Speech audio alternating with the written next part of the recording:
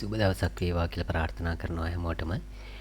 අපි කලින් දවසේ වීඩියෝ එකකින් ඉගෙන ගත්තා වේල්ස්ලා මාකට් එක මැනිපියුලේට් කරන්න භාවිතා කරන ක්‍රම කිහිපයක්. එතකොට ඒකෙදි අපි ප්‍රධාන වශයෙන් කතා කරේ මාකට් එකක් මැනිපියුලේට් කරනකොට එක්කෝ සමහර වෙලාවට ෆේක් බයි වෝල්ස් සෙල් වෝල්ස් වගේ ඒවා පාවිච්චි කරලත් මාකට් එක මැනිපියුලේට් කරනවා.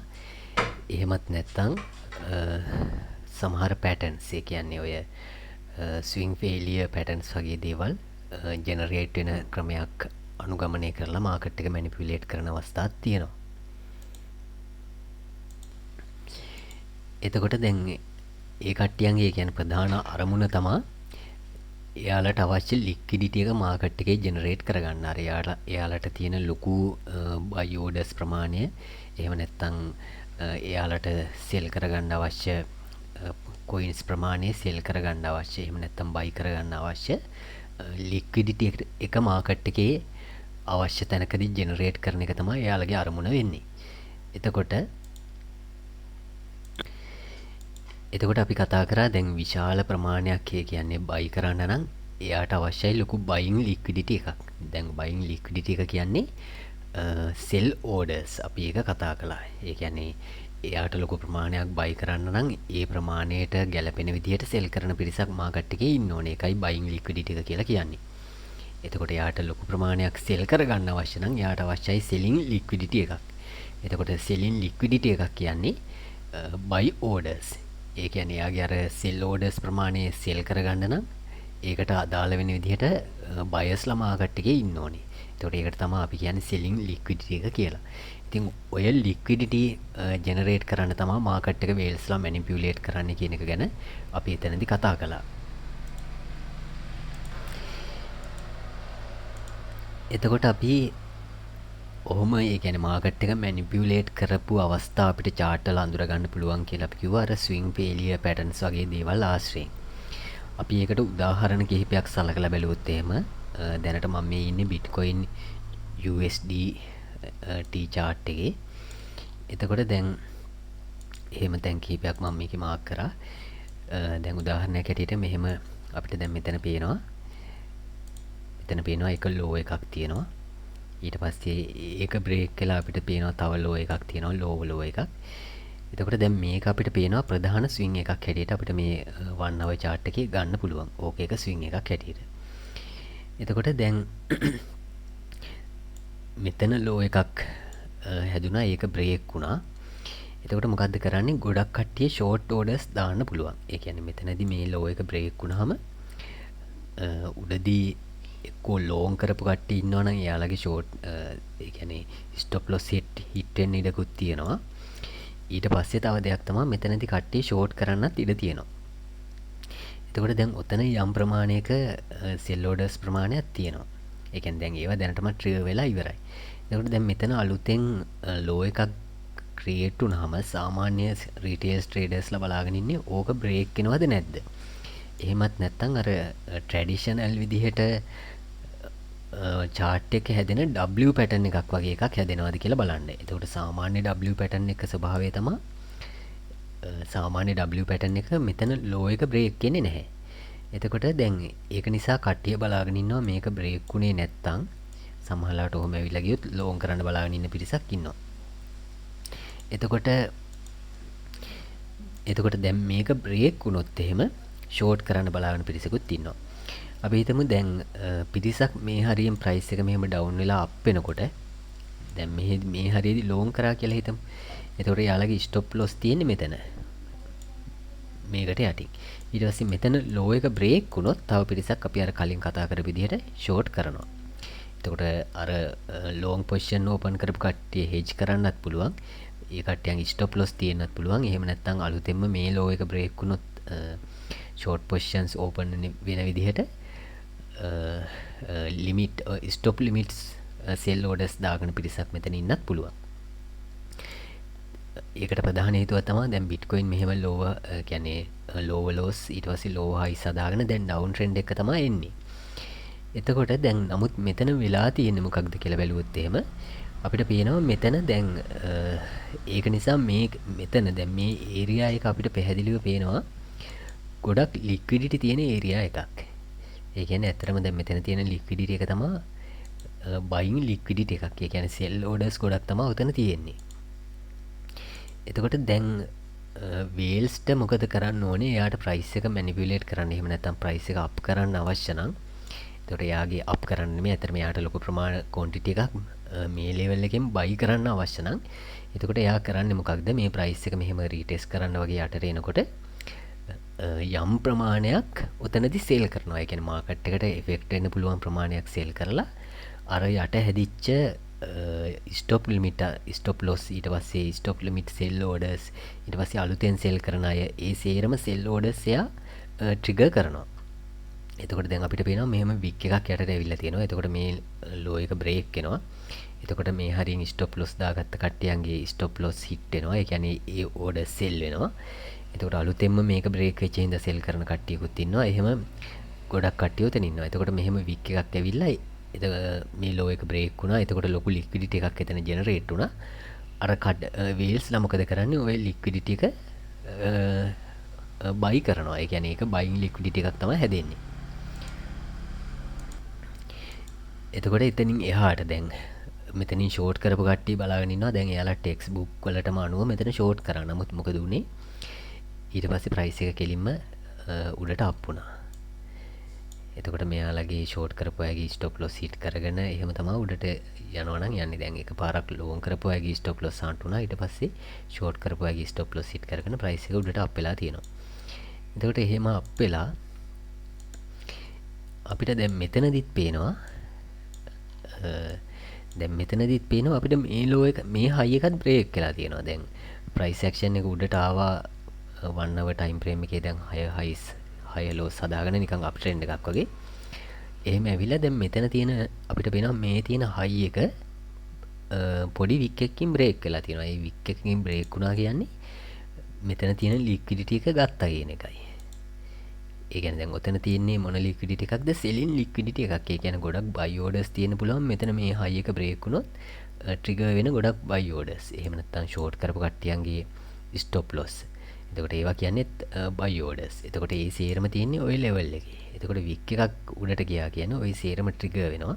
එතකොට අර වේල්ට සෙල් කරන්න අවශ්‍ය සෙලින් ලික්විඩිටි එකක් මෙතන ජෙනරේට් වෙනවා. එතකොට යා ලික්විඩිටි එකට සෙල් කරනවා. ඒ කියන්නේ අර කියන්නේ ට්‍රිගර් වෙච්ච බයි ඕඩර්ස් වලට යා මාකට් සෙල් කරනවා. එතකොට ප්‍රයිස් එක ඩම්ප් වෙනවා. දැන් එතකොට මෙතනදී අපිට පේනවා මේ හරියදී ලොකු ස්ටොප් ලොස් හන්ට් එකක් වෙලා තියෙනවා. ඊට පස්සේ මෙතනත් එහෙම සිද්ධියක් වෙලා තියෙනවා. දැන් මේ හයි එක බ්‍රේක් වෙලා, ඒ කියන්නේ මාකට් ස්ට්‍රක්චර් එක බ්‍රේක් වෙලා. එතකොට ස්විං ෆේලියර් පැටර්න් එකක් තමයි හැදිලා තියෙන්නේ. ඔහොම ඇවිල්ලා ඊට පස්සේ මෙතන තියෙන හයි එක බ්‍රේක් වෙලා තමයි මාකට් එක යටට යන්නේ. අර විදිහම තමයි. එතකොට අපිට ඔහොම අවස්ථා, ඒ කියන්නේ chart වල ගොඩාක් අඳුර ගන්න පුළුවන් ඔය ස්විං ෆේලියර් පැටර්න්ස්. එතකොට ඒක නිසා අපි පරිස්සම් වෙන්න ඕනේ. දැන් මෙහෙම එකපාරට ස්විං එකක් බ්‍රේක් වුණ පළියටම ෂෝට් කරන්න. එහෙම නැත්නම් ස්විං හයි එකක් බ්‍රේක් වෙච්ච පළියටම ලෝන් කරන්න යන්නේ නැතුව අපි බලන්න ඕනේ තව කන්ෆර්මේෂන් ගන්න අපිට ඉඩ කඩක් තියනවාද කියලා.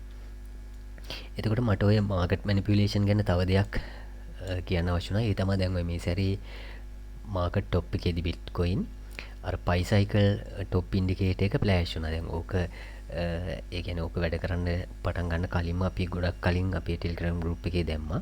එතකොට ඒක නිසා මම ඕක ඇත්තටම දිගට බලාගෙන හිටියේ. කියන්නේ ඕක කොයි වෙලේ ෆ්ලෑෂ් වෙයිද කියන එක මම බලාගෙන හිටියේ. එතකොට දැන් මේකට අපි ඇත්තටම පයි සයිකල් එක දාගෙන බැලුවොත් එහෙම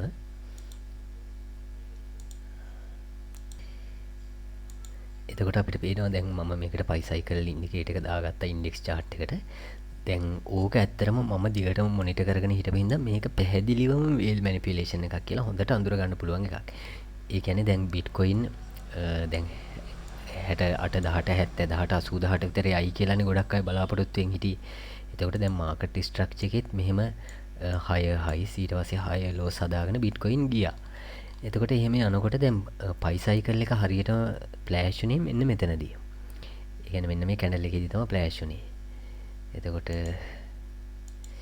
දැන් ඕක මෙතන ඉන්ඩිකේට් වුණාට පස්සේ පයි සයිකල් টොප් එක කියලා දැන් ඕක ඉන්ඩිකේට් වෙනකොටම මම දැක්ක ගමන් මම ඕක chart අපේ ටෙලිග්‍රෑම් ගෲප් එකේ දැම්මා.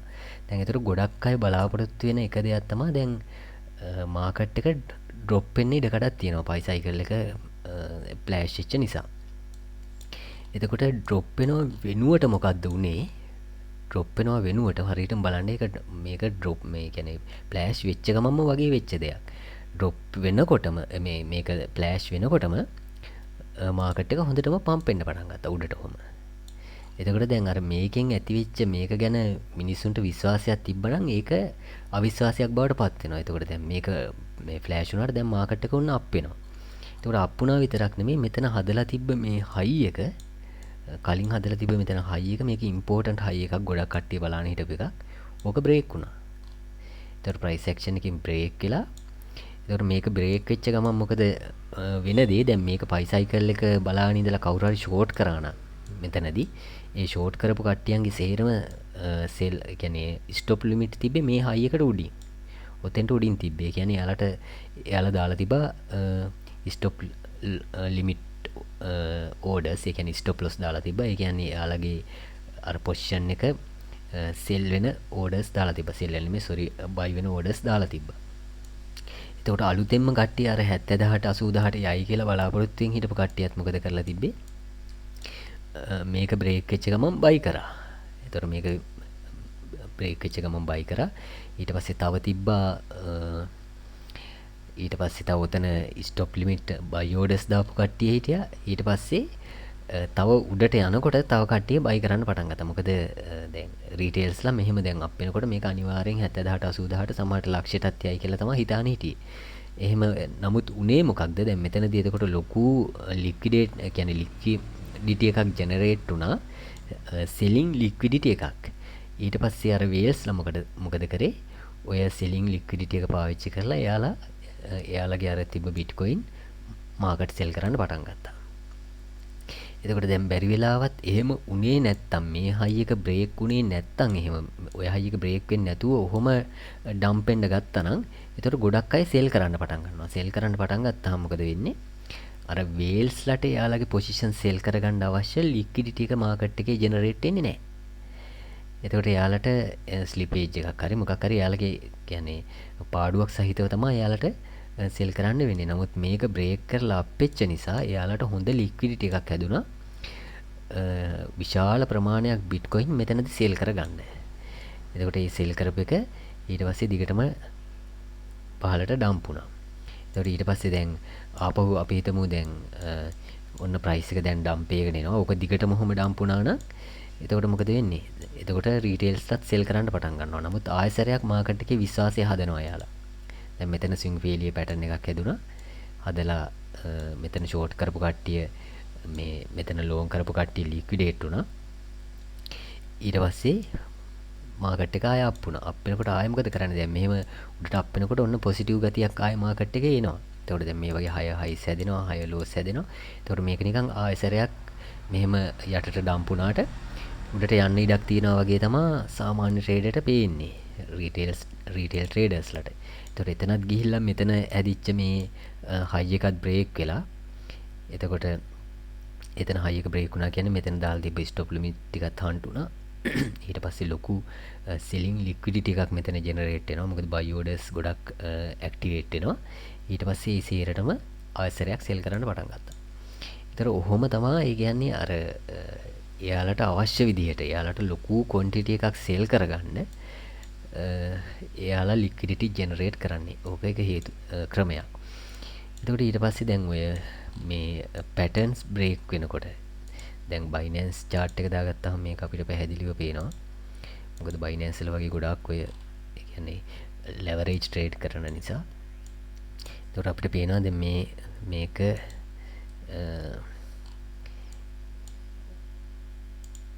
අපිට පේනවානේ මේක පැහැදිලි ට්‍රයැන්ගල් පැටර්න් එකක්.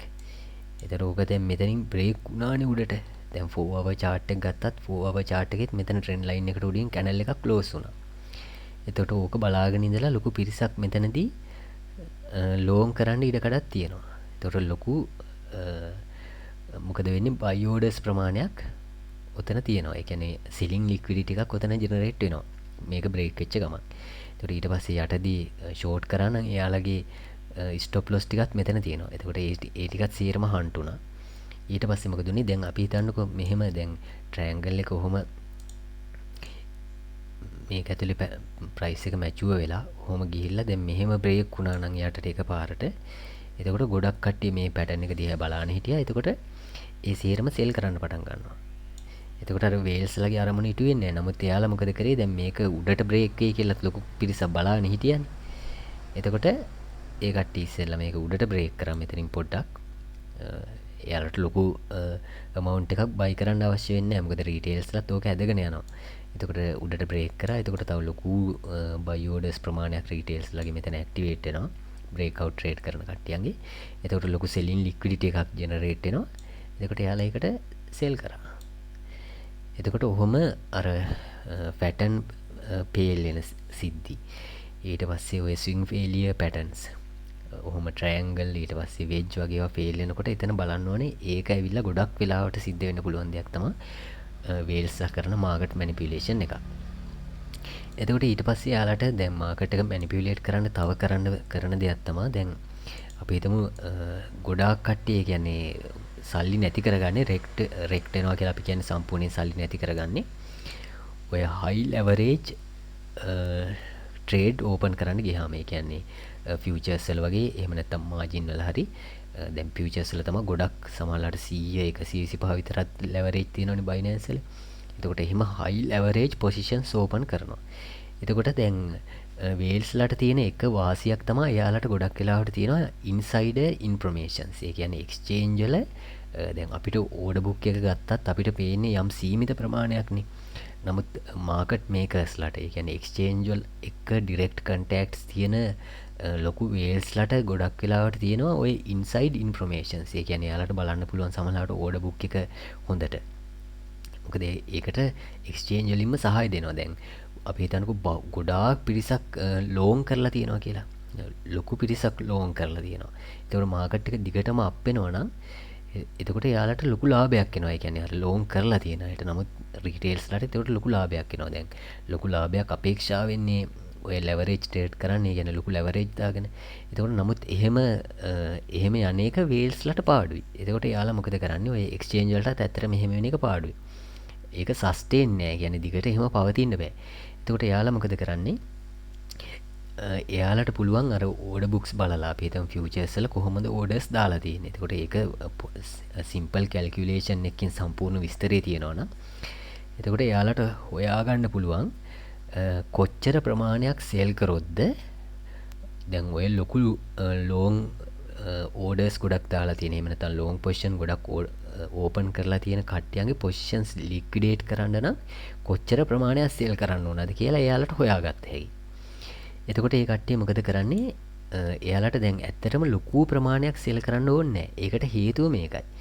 ඒ කියන්නේ දැන් අපි හිතමු දැන් මේ හරියේදී ලොකු පිරිසක් ඔන්න දැන් අපි හිතමු මේ හරියේදී කියලා. දැන් මේක ගොඩක් කට්ටිය රෙක්ට් වෙච්ච අවස්ථාවක්නේ. ඒතකොට මෙතන හයි එක ඔන්න බ්‍රේක් වුණා. එතකොට ගොඩක් කට්ටිය මෙතනදී ලොන්ග් පොසිෂන් ඕපන් කරා කියලා හිතන්නකෝ.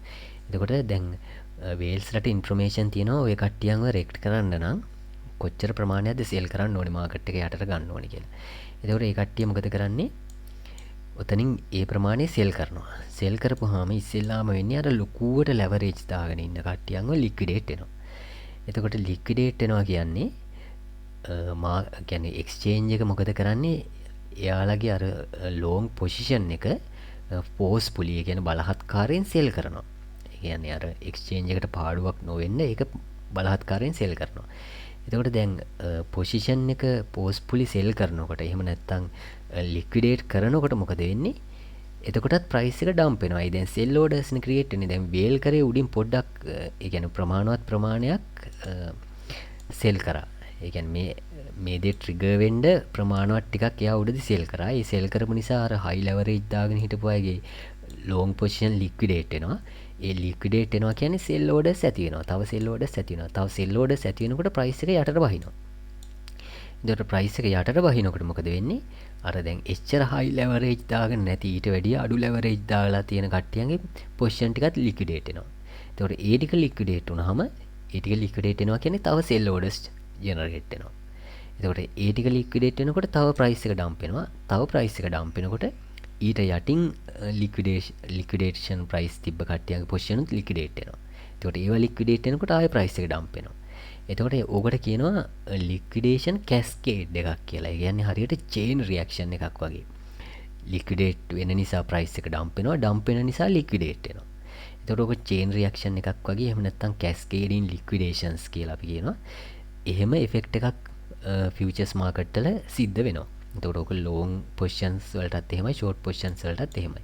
එතකොට අර ඇත්තටම වේල්ස්ලට අවශ්‍ය වෙන්නේ නැහැ ලොකු ක්වොන්ටිටි එකක් උඩදී සෙල් කරලා දාන්න. එයාලට අර ඕඩර් බුක්ස් බලලා පොඩි කැල්කියුලේෂන් එකක් කරලා එයාලට හොයාගන්න පුළුවන් කොච්චර ප්‍රමාණයක් මෙතනින් සෙල් කරොත්ද ඔය චේන් රියැක්ෂන් එකක් මේකේ ස්ටාර්ට් වෙන්නේ.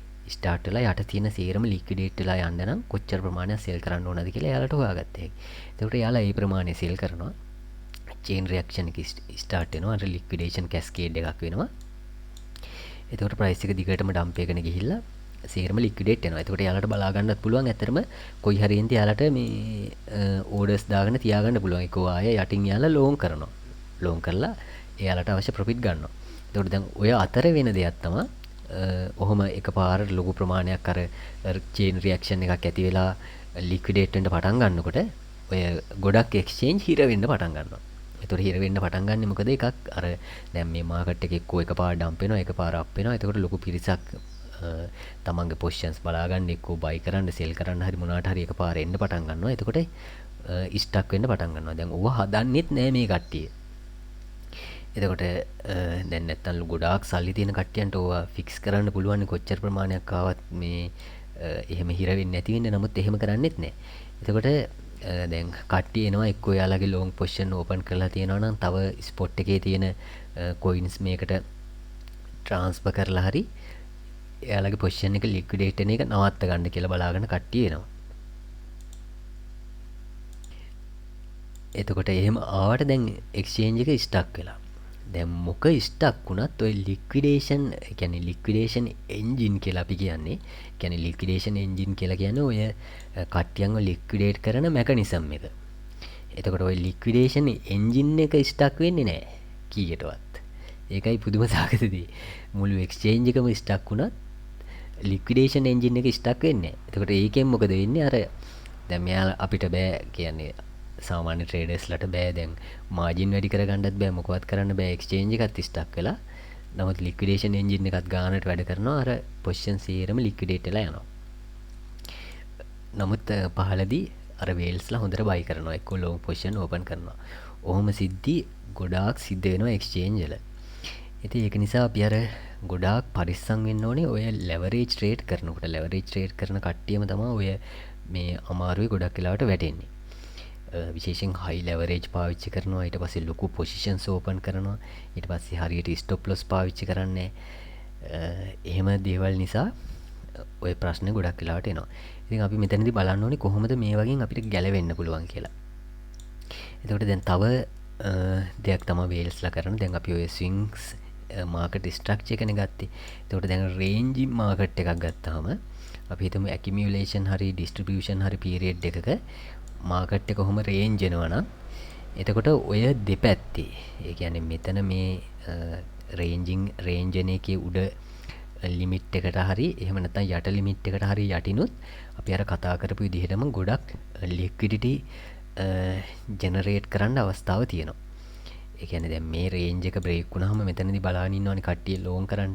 ඒකට ෂෝට් කරපු අයගේ ස්ටොප් ලිමිට් උත් තියෙනවා. එතකොට මෙතන ජෙනරේට් වෙනවා ලොකු සෙලින් ලික්විඩිටි එකක්. එතකොට මේ රේන්ජ් එක පොඩ්ඩක් උඩට බ්‍රේක් කරලා මෙතන තියෙන සම්පූර්ණ ලික්විඩිටි ටික අරගෙන මාකට් එක පහළට ඩම්ප් වෙන ඉඩකඩක් තියෙනවා. ඊට පස්සේ අනිත් පැත්තට ගත්තාම මේක බ්‍රේක් වෙනකොට ෂෝට් කරන්න බලාගෙන කට්ටියක් ඉන්නවා. ලෝන් කරපු අයගේ ස්ටොප් ලොස් ඔතන තියෙනවා.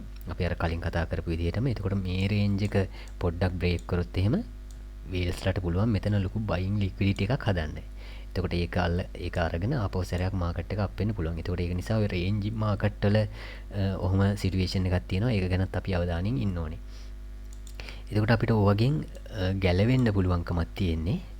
ඒ කියන්නේ ගැලවෙන්න පුළුවන්කමක් තියෙන්නේ අපි අර දැන් ස්ටොප් ලොස් පාවිච්චි කරනකොට ගොඩාක් ඒ කියන්නේ ස්විං හයි එකට හරි ස්විං ලෝ එකට හරි ගොඩාක් ළඟින්ම දාන එක ගොඩක් වෙලාට අපි ස්ටොප් ලොස් එක හන්ට් වෙලා ඒකේ ලික්විඩිටි අරගෙන මාකට් එක අපි බලාපොරොත්තු වෙච්ච පැත්තට යන්න පුළුවන්. ඒ කියන්නේ අපි ලෝන් කරා නම් අපි ස්ටොප් ලොස් එක මේ හන්ට් කරගෙන ආපහු උඩටම යන්න පුළුවන්.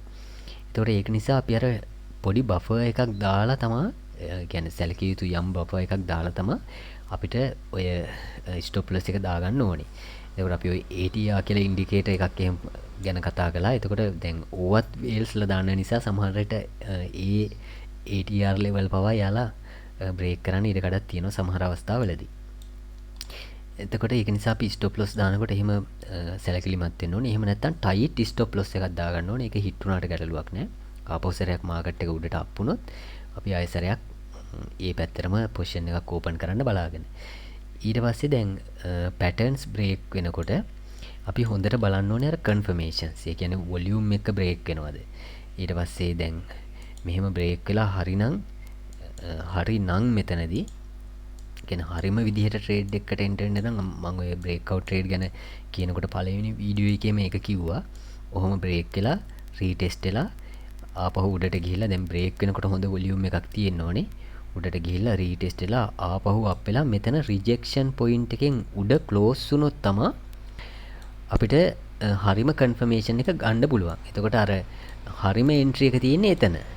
ඒතර මෙතනත් නෙමෙයි හරිම එන්ට්‍රි එක තියෙන්නේ මෙතන.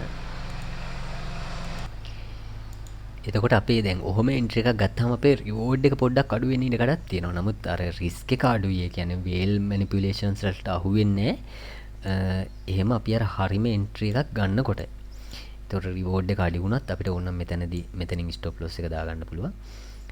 අනික දැන් වේල් මෙහෙම දැන් වේල්ස්ලා ඔය අපි හිතමු ඔහොම පැටර්න් එකේ හයි එක මේක බ්‍රේක් කරා කියලා. බ්‍රේක් කළා ගොඩක් උඩට ගෙනියන්නේ නැහැ උක. එතකොට මොකද ගොඩක් උඩට ගෙනියන්න නම් එයාට ගොඩක් බයි කරන්න වෙනවා. නමුත් එයාට අවශ්‍ය වෙන්නේ ඔක සෙල් කරගන්න නේ. කියන්නේ සෙල්ලින් ලික්විඩිටි එකක් හදන්නනේ. එතකොට එයා කරන්නේ චුට්ටක් බ්‍රේක් කරන එක.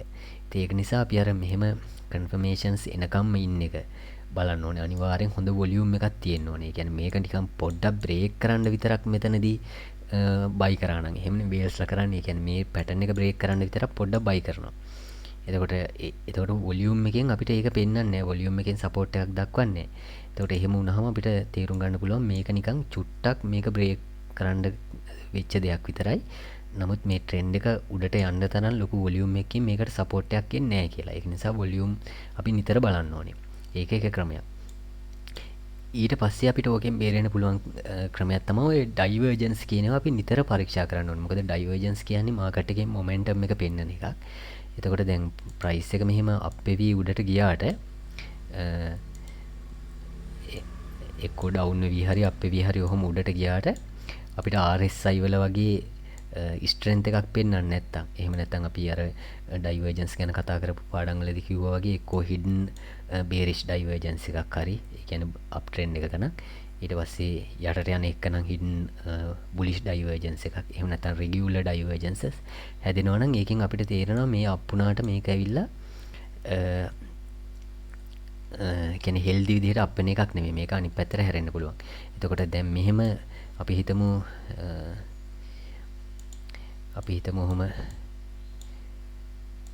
ඔහොම යටට ඇවිල්ලා දැන් මේ ස්විං එක බ්‍රේක් වුණා කියලා.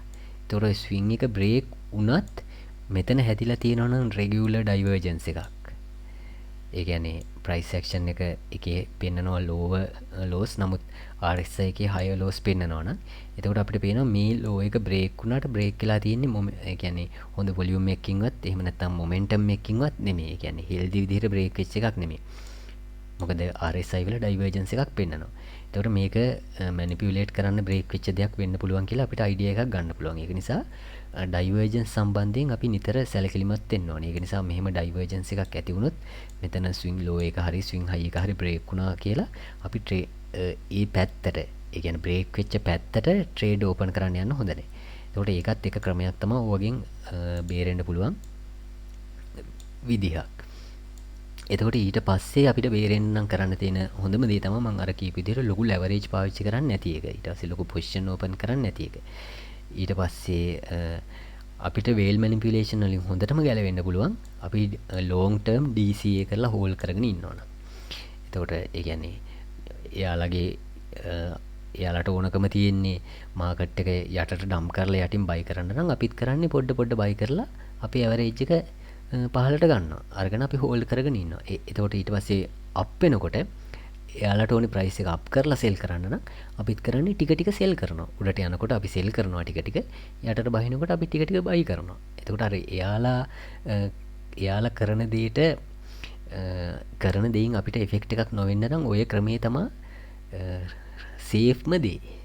ඒ කියන්නේ ලැඩ බයි ලැඩ සෙල් කියලා අපි තව ඔය දැන් ෆියුචර්ස් කරනකොටත් ඒකත් හොඳ ක්‍රමයක්. ඇත්තටම ඔය මැනිපියුලේෂන්ස් වලට අහු වෙන්නේ නැති වෙන්නේ. ඒකයි මම හැම වෙලෙම කියන්නේ අනිවාර්යෙන් ඔය දෙක කරන්න ෆියුචර්ස් කරත්. ඒතකොට ස්පොට් එකේ වගේ අපි ඉන්වෙස්ට් කරනවා නම් අපිට කරන්න තියෙන හොඳම දේ තමයි අරග. යටට යනකොට අපි DCA කරනවා. ඊට පස්සේ උඩට යනකොට අපි ටික ටික සෙල් කරලා ප්‍රොෆිට් ගන්නවා. මොකද කාටවත් කියන්න බෑ මාකට් එකේ බොටම් එක කොතනද හරියටම টොප් එක කොතනද හරියටම කියලා. ඒක නිසා ඔය වගේ ක්‍රම අනුගමනය කරොත් අපිට පුළුවන් වෙනවා වේල් මැනිපියුලේෂන් වලින් ගොඩක් දුරට බේරිලා ඉන්න. ඊට පස්සේ මම ඉදිරියේදී තව මේ සම්බන්ධයෙන් ඔය අර වයිකෝෆ් ඇකියුමුලේෂන් සහ ඩිස්ට්‍රිබියුෂන් කියන දෙකත් ඇත්තටම වේල්ස් ළම කරන දෙයක් මාකට් වල. ඒ සම්බන්ධයෙන්ත් මම වීඩියෝ කිහිපයක් කතා කරන්නම්. ඊට පස්සේ තව බේරිලා ඉන්න කරන්න පුළුවන් දේවලුත් මම ඉදිරියේදී අපි ටෙක්නිකල් ඇනලිසිස් සම්බන්ධයෙන් ඉගෙන ගන්නකොට ඒ පාඩම් වලදී කතා කරන්න බලාපොරොත්තු වෙනවා. මේ සම්බන්ධයෙන් තේරිච්ච නැති මොනවා හරි දෙයක් තියෙනවා නම් අහන්න. ඊට පස්සේ කමෙන්ට් එකකින් අහන්න. එහෙම නැත්නම් ඔයාලට අලුතෙන් ඉගෙන ගන්න දේවල් තියෙනවා නම් ඒවා ගැනත් කමෙන්ට් වලින් අහන්න. එතකොට ඒවා සම්බන්ධයෙන් ඉදිරියේදී වීඩියෝ කරන්න පුළුවන්. හොඳයි. හැම දිනකටම සුබ දවසක් වේවා කියලා ප්‍රාර්ථනා කරනවා.